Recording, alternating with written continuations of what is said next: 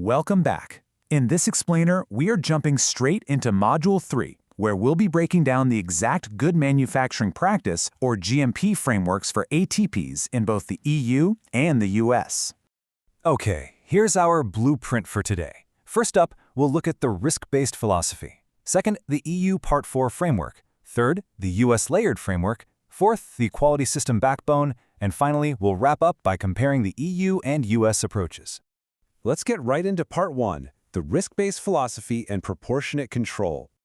To truly grasp ATMP regulations, we have to start by confronting a rather massive dilemma.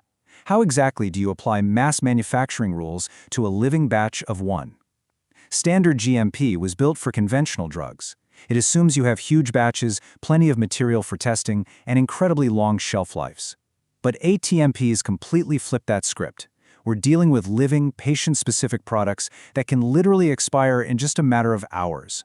A rigid, old-school application of conventional rules would just force these therapies into a mold that completely breaks them. So what's the workaround? The elegant solution here is the risk-based approach, which is heavily rooted in the ICH Q9 guidelines. Basically, this means you apply GMP controls in strict proportion to the actual risk they pose to product quality and patient safety. Instead of taking a blanket maximum control approach for absolutely everything, manufacturers get to focus their resources exactly where the impact is greatest. And you figure that out by assessing the specific process, the product, and patient factors. Now, we absolutely have to bust a very dangerous myth right here. Taking a risk-based approach does not mean relaxed GMP. Proportionate control means your decisions are targeted, they're evidence-led, and they are rigorously justified by documented risk assessments. It never ever means weakened rules, cutting corners, or just winging it without scientific data. In fact, if you reduce a control in one area, you almost always have to strengthen another to manage that same risk. Patient safety is and always will be totally non-negotiable. All right, moving on to Part 2, the EU Part 4 framework, a dedicated guideline. With that core philosophy established, the European Union looked at the landscape and effectively tailored a bespoke suit for advanced therapies. Instead of awkwardly squeezing ATMPs into their general drug regulations, they issued Udrelex Volume 4 Part 4. This is a dedicated, standalone GMP guideline written specifically for living ATMPs. It officially recognizes that standard GMP just doesn't fit the bill, so it deliberately steps away from those general chapters to properly accommodate these entirely unique products.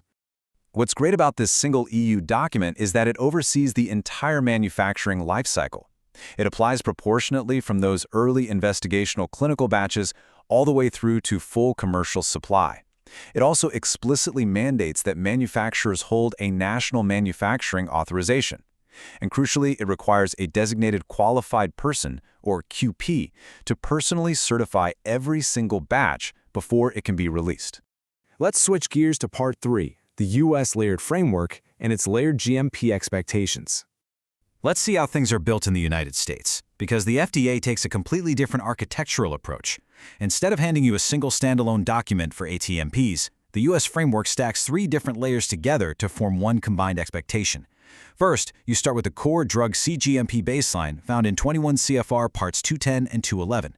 Second, because biologics are legally considered drugs, you layer on the 21 CFR 600 series for specific biologics rules.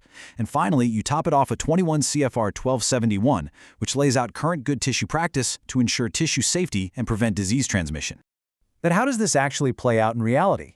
Well, when the FDA comes knocking, their expectations are crystal clear. They fully expect these combined, layered rules to manifest as one single, coherent quality system within your facility. They also expect phase-appropriate GMP, meaning your controls naturally scale up and tighten as you move closer to licensure. But be warned, inspectors are going to rigorously test if your records actually demonstrate a genuine state of control. You should expect heavy scrutiny on your data integrity and your contamination control strategies. That brings us to Part 4, the quality system backbone, or the PQS engine. The Pharmaceutical Quality System, or PQS, is outlined internationally in ICH Q10. But for ATMPs, those standard PQS elements have to be completely adapted.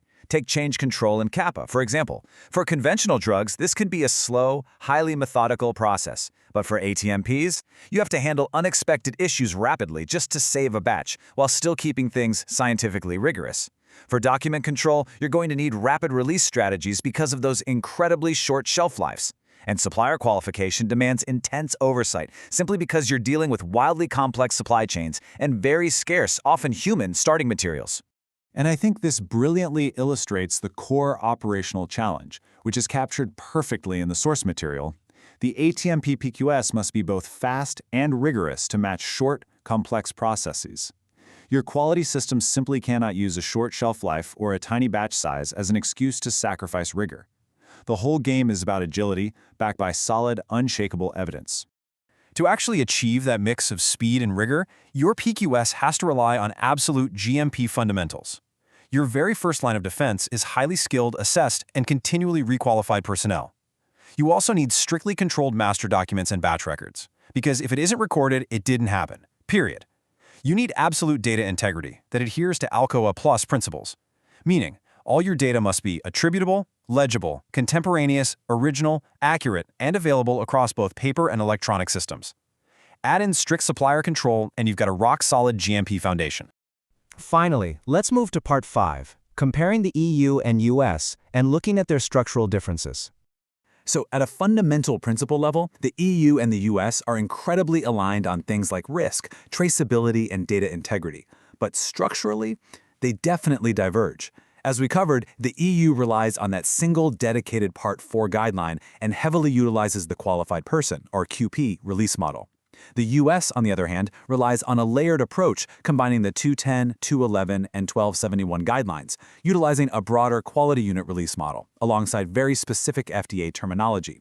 Honestly, it's the exact same destination, they just use very different maps to get there. So, with all that in mind, how do you successfully get started and avoid the common pitfalls? Well, first, establish your PQS and your risk-based control strategy from day one. Do not treat risk-based as some kind of loophole for weak control. You also need to build ALCOA Plus data integrity in by design, rather than treating it as an afterthought you try to tack on later. And above all, do not underestimate the early documentation burden. You'd be surprised how many early GMP failures stem directly from underplanning right there. I want to leave you with this final provocative thought.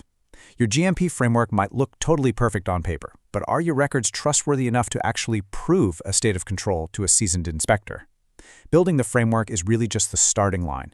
Proving its continuous integrity every single day on every single batch is what ultimately secures regulatory approval and, most importantly, protects patient safety.